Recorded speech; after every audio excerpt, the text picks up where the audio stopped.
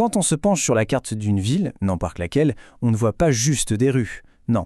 Ce qu'on voit, ce sont des cicatrices en fait, des décisions, des révolutions. Chaque place, chaque petit quartier, c'est comme une page d'un livre d'histoire. Une histoire qui est gravée dans la pierre, dans l'asphalte, et qu'on va essayer de déchiffrer ensemble. C'est vraiment la question centrale. Et pour y répondre, il va falloir remonter le temps, bien avant le béton et les gratte-ciels qu'on connaît aujourd'hui. Notre voyage commence donc ici, au cœur du labyrinthe de la ville médiévale. Cette carte de Bruxelles de 1572 nous montre une cité qui a deux fonctions vitales. Bien sûr, c'est un lieu où l'on vit, où l'on fait du commerce, mais c'est aussi et surtout une forteresse bien protégée du monde extérieur. Alors, plongeons dans cette première grande époque. C'est là que se trouvent les fondations de nos paysages urbains actuels. Des fondations qui sont souvent encore bien visibles. À première vue, une ville médiévale, ça a l'air d'être un sacré bazar, un vrai chaos. Mais attention, ce désordre n'est qu'apparent, il y a une logique derrière tout ça. La ville, à l'époque, elle n'est pas du tout planifiée. Non, elle pousse, un peu comme un organisme vivant. Les rues se tordent, elles suivent les besoins du moment. C'est un véritable cocon, protégé par de hauts remparts, et son cœur bat au rythme de ses centres de pouvoir. L'église pour la religion, et le marché ou le port pour l'économie. Et la vie dans ces rues, ça ressemblait à quoi? Eh bien, il faut oublier tout ce qu'on connaît. Ce schéma le montre très bien. Au centre de la rue, un simple caniveau pour évacuer toutes les eaux usées. Les étages des maisons, en encorbellement, avancent les uns au-dessus des autres et plongent la rue dans une quasi-obscurité. L'hygiène, c'est une notion totalement inconnue, on jette tout par la fenêtre, directement. Et puis arrive la Renaissance. Et avec elle, c'est une véritable révolution dans la manière de penser. On arrête de laisser la ville grandir au hasard. On commence à la concevoir, à la dessiner, presque comme une œuvre d'art. Le contraste entre les deux philosophies est radical. On laisse tomber le sinueux, l'organique, pour la ligne droite, la symétrie. La ville n'est plus seulement une forteresse qu'il faut défendre, non. Elle devient une scène monumentale, conçue pour impressionner et pour montrer le pouvoir. Cette comparaison, elle illustre parfaitement ce choc des époques. À gauche, on a le Dédale hérité du Moyen-Âge. Et à droite, la place royale de Bruxelles. Un exemple parfait de cette nouvelle vision. Un espace ouvert, parfaitement ordonné, symétrique. C'est un monde nouveau qui vient littéralement s'imposer sur l'ancien. Mais attention, ce n'est pas qu'une question d'esthétique. Évidemment, ces grands axes, ça améliore la circulation, mais c'est surtout une affirmation du pouvoir. En finançant ces travaux monumentaux, les princes, les papes, ils gravent leur puissance et leur richesse dans la pierre même de la ville.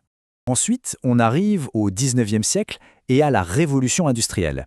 Et là, c'est un nouveau tournant majeur. Un moment où tout, absolument tout, s'accélère. Les villes vont devoir se transformer à une échelle et à une vitesse jamais vue auparavant. Cette image est incroyablement symbolique. On assiste ici à la démolition des remparts de Bruxelles. Ces murs qui avaient défini la ville pendant des siècles, ils tombent.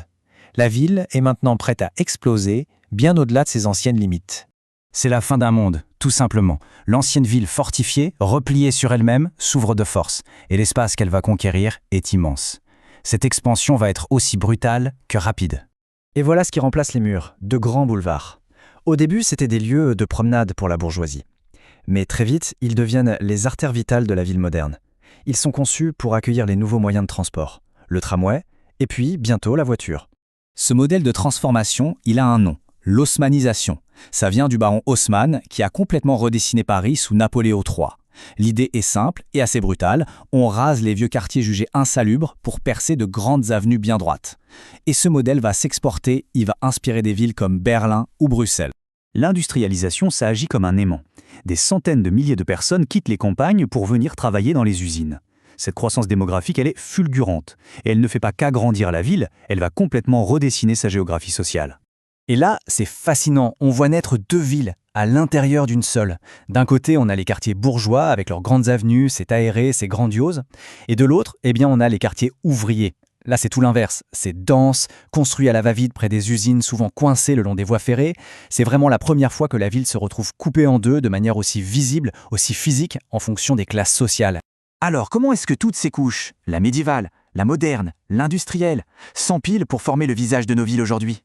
Bon, ces 4 étapes résument parfaitement près de 800 ans d'évolution. Allez, on y va. Étape 1, le noyau d'origine, bien compact. Étape 2, la croissance. La ville s'étend et il lui faut une seconde muraille.